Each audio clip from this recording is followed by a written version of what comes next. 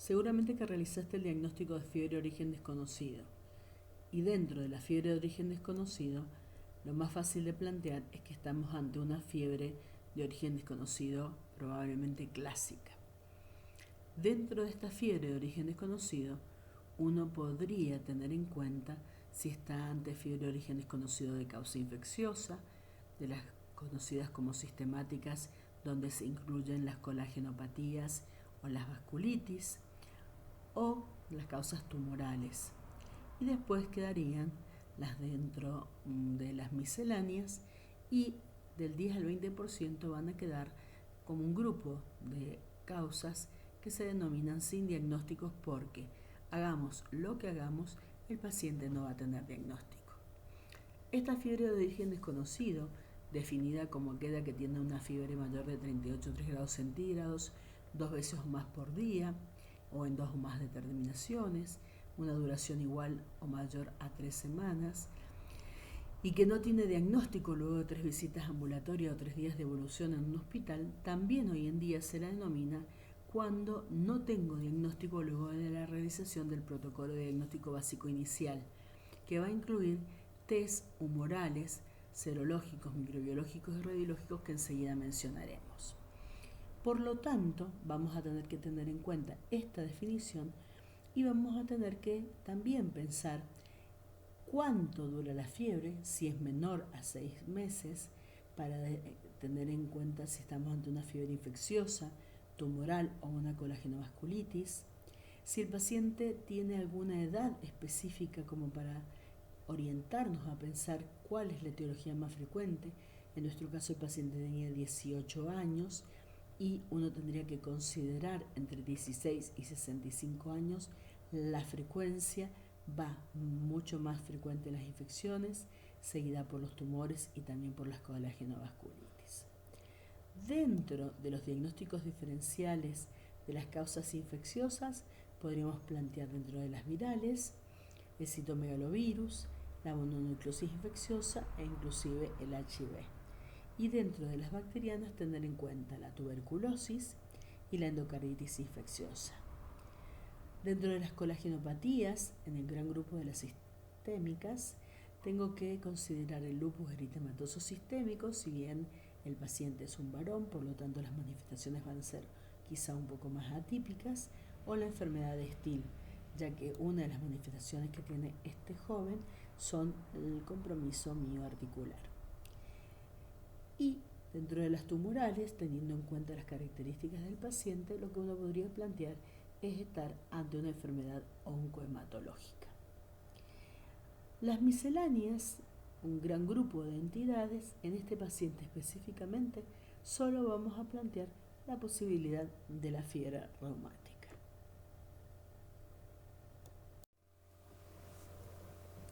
Siempre que pidamos exámenes complementarios vamos a tratar de fundamentarlos, porque como les comenté, en el caso de la discusión dirigida del paciente con cirrosis, uno tiene que tener en cuenta que los recursos de medicina son finitos y que la salud pública necesita de que tengamos en cuenta la fundamentación de todo pedido que le hagamos al paciente.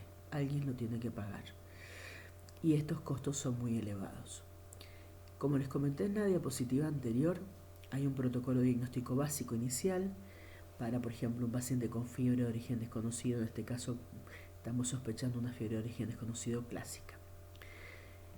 Cada libro de texto va a tener una forma de abordar a este paciente, pero esta es una de las últimas que se han publicado como alternativa para arrancar con lo que podríamos denominar los 10 recursos diagnósticos básicos iniciales.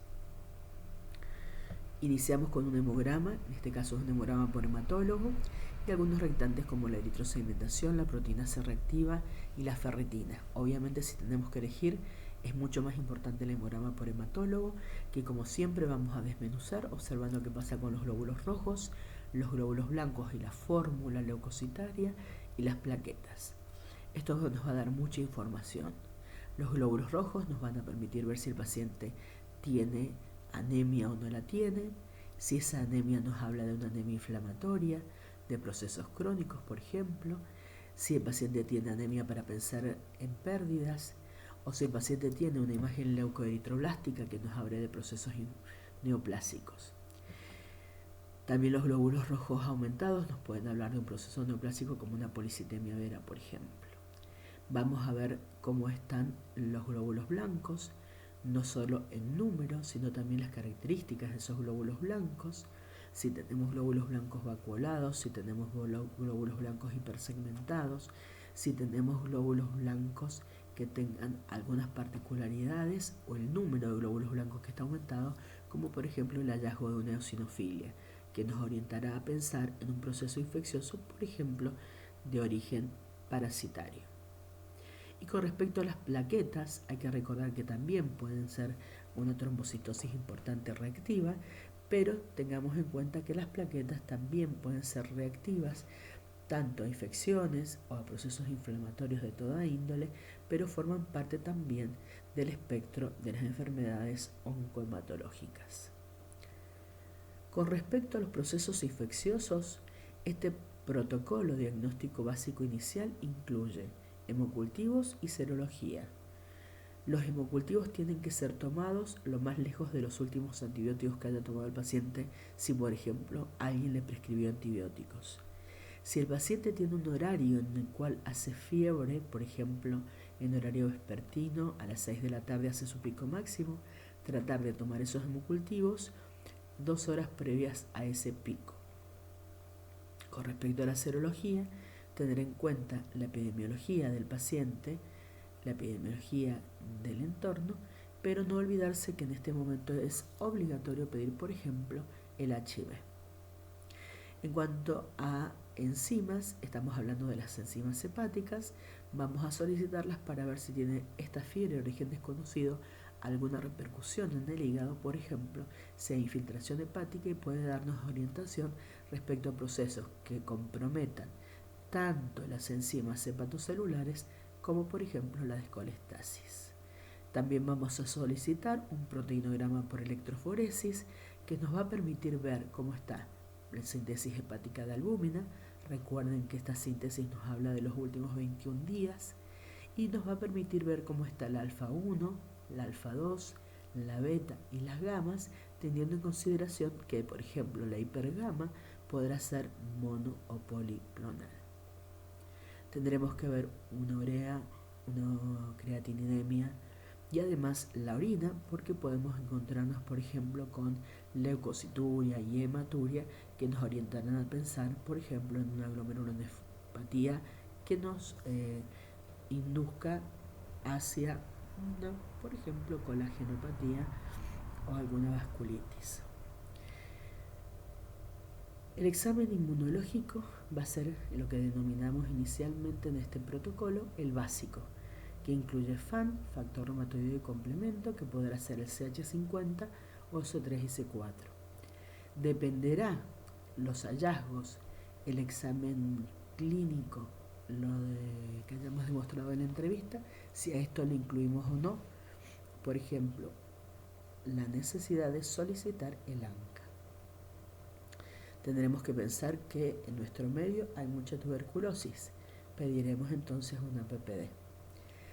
La radiografía de tórax, porque eso nos va a permitir la solicitud o no de imágenes para estudiar una tomografía de tórax, y la ecografía abdominal, abdominopelviana, para los necesidad o no de solicitar una tomografía de abdomen y pelvis, o a lo mejor algún hallazgo para ir a tomar una biopsia, y que ese sea, en este protocolo diagnóstico básico inicial, el hallazgo que nos permita seguir la metodología diagnóstica.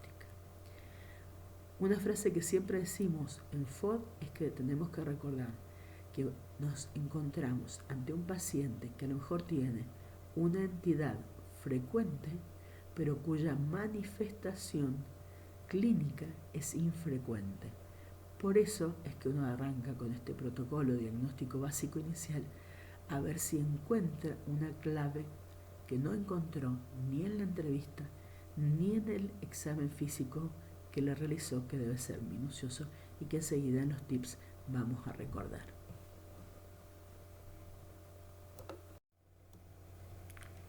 En este paciente los resultados fueron los siguientes. Del hemograma por hematólogo, el hematocrito fue de 33%, con una fórmula conservada. La eritrosedimentación, fíjense, estuvo elevada, 105 milímetros en la primera hora, con una PCR también elevada.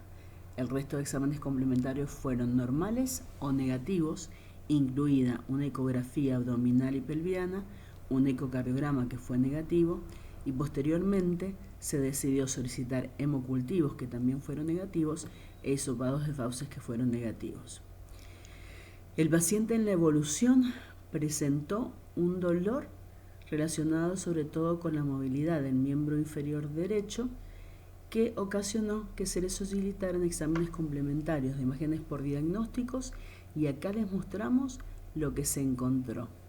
Ese hallazgo permitió tomar la punta del ovillo, que era una imagen en donde se veía una lesión osteolítica, como podrán ver en esta tomografía, y de esa imagen osteolítica se siguió la metodología diagnóstica.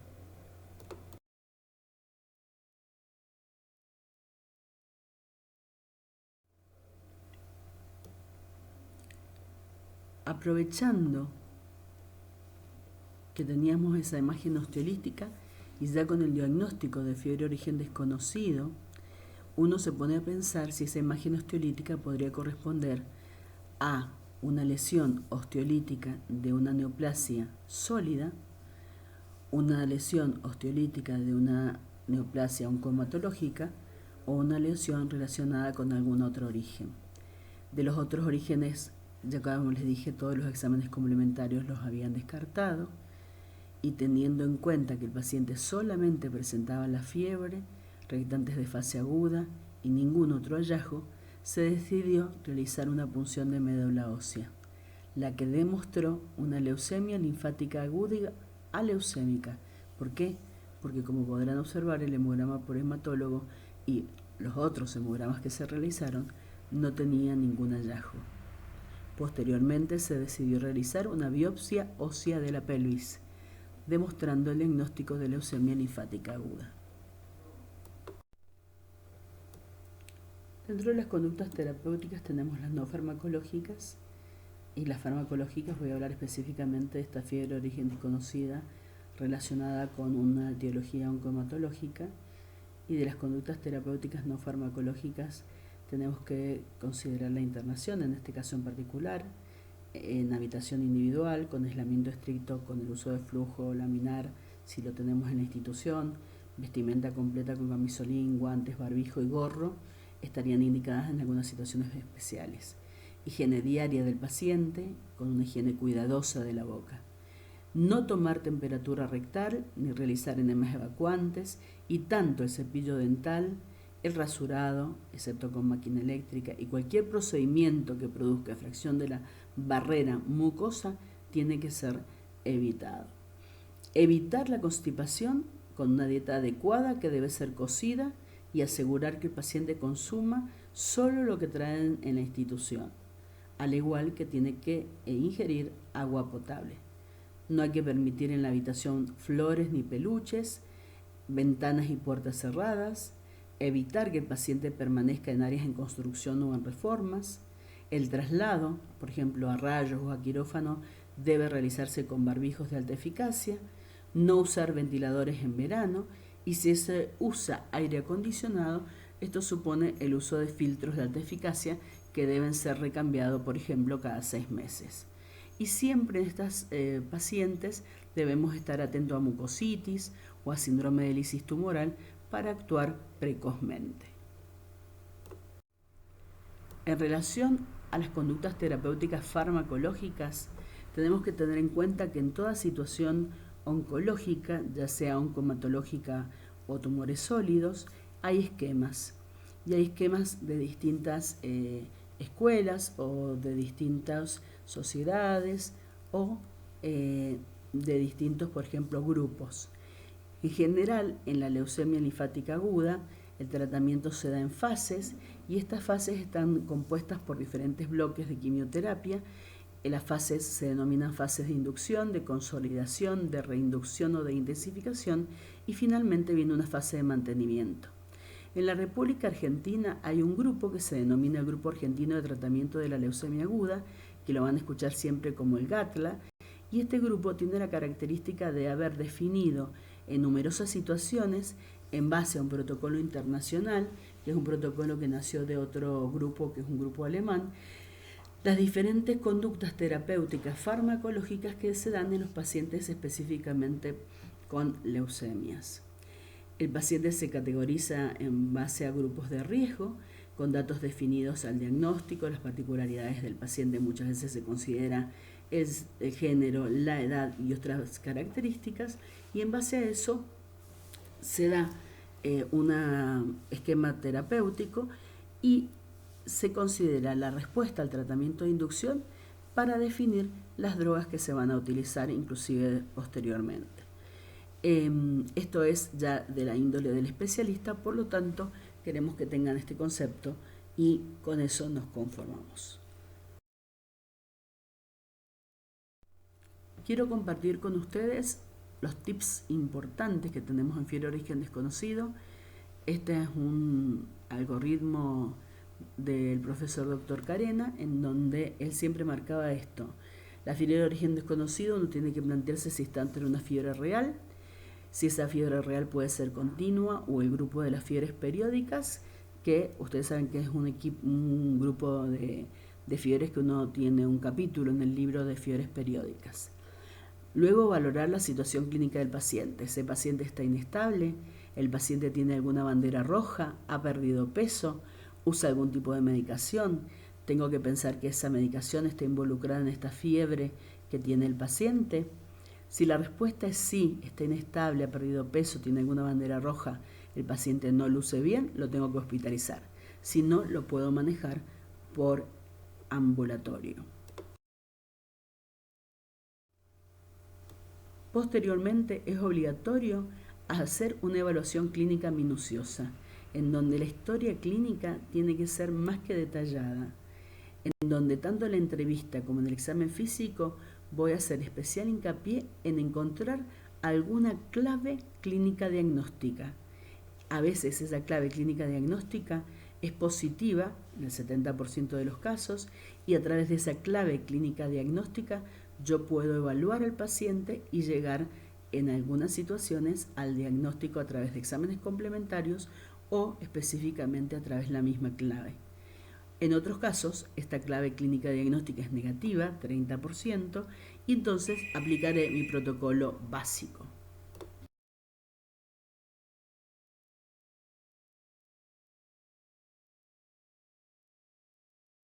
En el caso que estas pruebas diagnósticas básicas resultaran negativas, se debe valorar la utilidad y el costo-beneficio de estudios por imágenes como tomografía, gamografía, resonancia, TAC helicoidal, TAC multicorte, PET corporal total.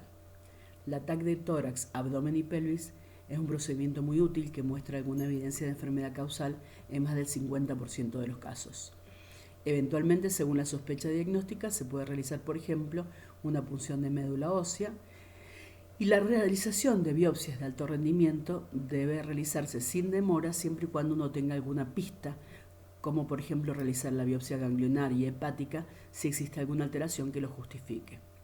La biopsia ósea de la cresta ilíaca puede tener un rédito en pacientes con supuestos procesos oncohematológicos o infiltración ósea por neoplasias sólidas o procesos granulomatosos como la tuberculosis miliar, brucelosis, histoplasmosis, por ejemplo. La biopsia de piel y de la arteria temporal suelen ser de gran utilidad, por ejemplo, cuando hay alguna evidencia humoral que la sustente. También fíjense que en este algoritmo figura el Doppler venoso, que estaría indicado cuando uno sospecha una trombofilia. Otros procedimientos que uno puede intentar son test genéticos para casos atípicos de enfermedades oncohematológicas, o por ejemplo, cuando uno está estudiando estas fiebres periódicas que yo les mencioné anteriormente, como las fiebres periódicas hereditarias. En esta diapositiva van a ver un algoritmo que permite organizar cómo proceder, y el único comentario que les voy a hacer es que el PET que es la tomografía con emisión de positrones. Tiene una buena sensibilidad, sobre todo marcada con la 18-fluorodesoxiglucosa, que se usa como marcador porque es captada por las células, sobre todo cuando hay una alta actividad metabólica, cuando hay inflamación.